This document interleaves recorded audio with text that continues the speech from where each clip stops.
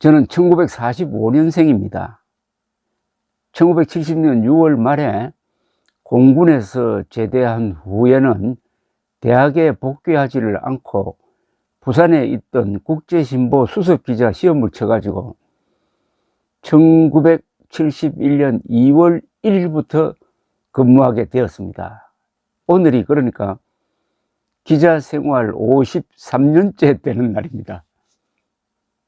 그동안 52년여 동안 기자 생활을 하면서 박정희 정권 때 한 번, 전두환 정권 때 2번 해직되었으나 그때마다 복귀하여 현재 53년차 기자로서 현대사의 기록자 역할을 하고 있습니다.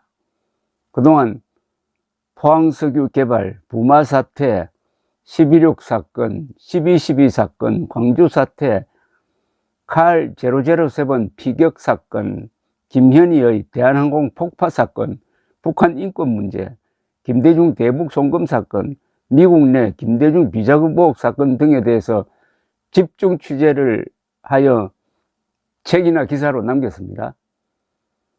1995년 11월에는 이스라엘 라빈 수상이 암살되기 하루 전에 마지막 인터뷰를 한 기자가 되었고, 작년 암살된 아베 수상을 단독 인터뷰한 유일한 한국 기자이기도 했습니다. 박정희 전기 13권과 김대중, 김영삼, 김종필을 상대로 한 수십 회의 인터뷰는 아마도 나중에 역사적 자료가 될 것이라고 생각합니다. 전후사 70년 중에 약 50년을 기자로서, 그러니까 직업적으로 관찰해 온 행운을 누렸습니다. 지난 70년 대한민국 역사는 가장 드라마틱하고 그리고 가장 성공적인, 어떻게 보면은 The greatest story ever told, 가장 위대한 이야기이기도 한데, 제가 그 드라마를 구경하면서 월급까지 받게 된 것은 그야말로 행운이었습니다.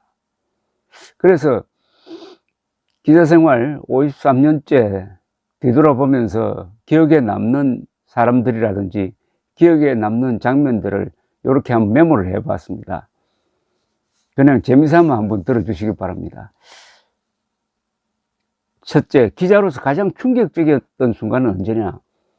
역시 1979년 10월 27일 새벽 박정희 대통령 시해 소식을 부산의 살인사건 취재 현장에서 들었을 때였습니다.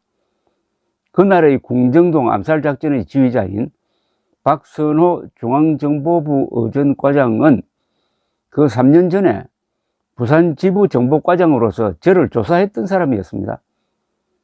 포항석유 시추를 당시에 정보부가 위장회사를 만들어서 하고 있었는데 이를 보도했다는 이유에서였습니다.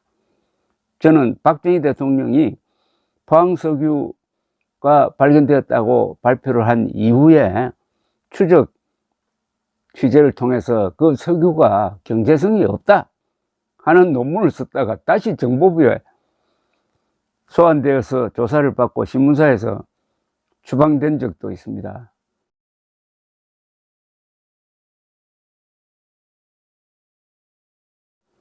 그 1년 뒤 국제상사의 세계에서 가장 큰 신발 공장에서 한 1년 동안 근무한 경험이 있습니다.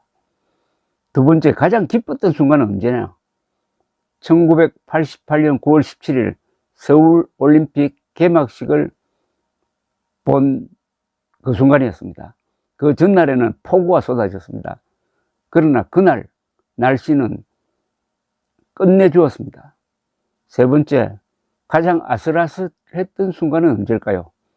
2022년 3월 9일, 작년입니다. 대통령 선거 개표 날이었습니다. 가장 안도한 날이기도 했습니다. 네 번째, 가장 황당했던 순간은 언제냐? 2017년 3월 10일 박근혜 탄핵 결정이 헌법재판소에서 나오는데 그 스코어가 8대 0이었습니다. 전체주의 국가가 아니라면 어떻게 8대 0으로 현직 대통령 탄핵 결정을 내렸느냐? 가장 황당했습니다. 다섯 번째,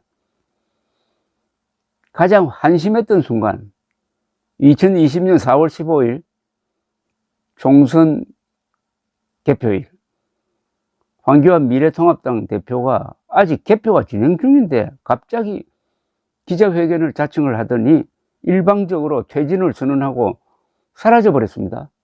전투가 한참 진행 중인데 장수가 항복하고 가버렸습니다.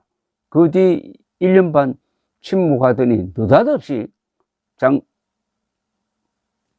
재작년에는 부정선거 음모론을 주장하면서 다시 나타났습니다. 여섯 번째, 가장 불가사의한 일은 언제겠습니까? 작년 10월 29일 이태원 압사 사고입니다.